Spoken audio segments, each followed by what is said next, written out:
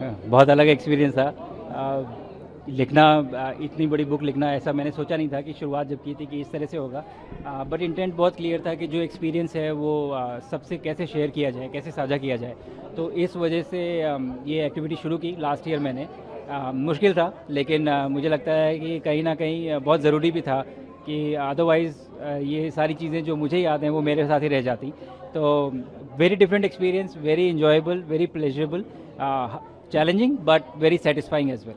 Sir, जब आप अंतरिक्ष में थे वो एक फीलिंग हुई, एक बार बताएं दर्शकों को, क्योंकि एक लंबा पीरियड था और आप भारत के एक दूसरे कह सकते हैं कि अंतरिक्ष यात्री थे जो कि वहाँ तक पहुँचे। पूरी एक्सपीरियंस मैंने इस बुक में ही लिखी है जिस तरह से जो आज हम यहाँ करने आए हैं। एंड बहुत अलग है दुनिया वो, क्योंकि चूँकि वो कंडीशंस पृथ्वी पे नहीं हैं, वो बहुत अलग है, ग्रेविटी नहीं है, तो बहुत सारी चीज़ें जो हैं वो बदल जाती हैं। एंड वही सारा एक्सपीरियंस मैंने इस बुक में शेयर किया है, so that it is accessible, ये बच्चे पढ़ सकें और वो जर्नी समझ सकें।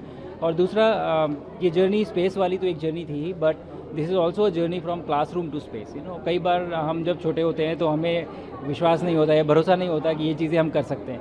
तो वो भी एक इंटेंट था ये किताब लिखने के पीछे। I hope it serves both the purposes. Sir, आपको लगता है कि भारत को भी अपना एक अंतरिक्ष स्टेशन जो है वो इस्टेब्लिश करना चाहिए? इस यात्रा के बाद आपने इस तरह का कोई सजेशन या इस तरह की कोई तैयारी भारत कर रहे हैं? मुझे कोई सजेशन देने की ज़रूरत नहीं है, बिकॉज़ भारत की जो स्पेस पॉलिसी है उसमें ऑलरेडी निर्धारित है कि भारतीय अंतरिक्ष स्टेशन पे काम हो रहा है। एंड 2023 में ये आई थी और ऑलरेडी ये तो प्रोजेक्ट है जिस पे कि इसरो में काम चल रहा है और हम लोग इस पे काम कर रहे हैं। तो जल्दी ही हम देखेंगे कि भारत अपना अंतरिक्ष स्टेशन बनाएगा। हम लोगों ने देखा चीफ ने यहाँ पे बच्चों को मोटिवेट किया, आपने बुक लिखी।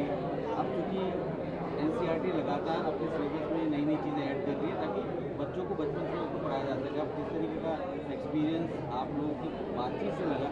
आपको लगता है कि ये भी एक बहुत बड़ी पहल होगी अगर आपकी पूरी जर्नी एनसीईआरटी बुक में आए? जर्नी से ज़्यादा मुझे लगता है ये ज़रूरी है कि स्पेस जिस तरह से हम करते हैं वो जो डिटेल्स हैं या जो वो थ्योरी है, जिस तरह की साइंस होती है, वो कहीं ना कहीं एक जगह पाए अपना एनसीईआरटी की बुक्स में। और मुझे भरोसा भी है कि मिनिस्ट्री ऑफ एजुकेशन के द्वारा ऐसी चीज़ें होंगी और बहुत ही जल्द हम इन चीज़ों को एनसीईआरटी की बुक्स में देखेंगे। कितना कितना कुछ हो चुका है इसको लेकर? क्या बात नहीं, देखिए मेरा कहना ये सही नहीं होगा, क्योंकि ये जिन लोगों की रिस्पॉन्सिबिलिटी है जो उस पोजीशन में है, अगर वो इन चीज़ों पे कमेंट करेंगे तो अथॉरिटी के साथ बता पाएंगे कि कहाँ पहुँचा है। लेकिन हाँ, मुझे लगता है कि इंटेंट है इन चीज़ों को बच्चों तक पहुँचाने का, और हम जल्दी देखेंगे किसी न किसी फॉर्म में ये चीज़ें शायद किताबों में पहुँचेंगी। सर, आप क्या दोबारा एक बार अंतरिक्ष में जाना चाहेंगे, फिर से एक बार और? हाँ, मैं ज़रूर जाना चाहूँगा। अब देखिए मौका मिलता है कि नहीं आगे चलते हुए। एंड बहुत ही एक्साइटिंग एक एक्सपीरियंस है, और उससे भी ज़्यादा अपने देश का रिप्रेजेंटेशन कर पाना एक ऐसी जगह पे, आई थिंक मुझे लगता है कि बहुत ही प्राउड फीलिंग है। और I am very fortunate. Obviously बहुत सारे लोग लगते हैं किसी एस्ट्रोनॉट को अंतरिक्ष में भेजने के लिए, और उन सब की वजह से ही हम जा पाते हैं, और आगे भी ऐसा ही होगा। तो personally yes, I would definitely like to go back. प्रभातखबर.com, विश्वास वही, रफ्तार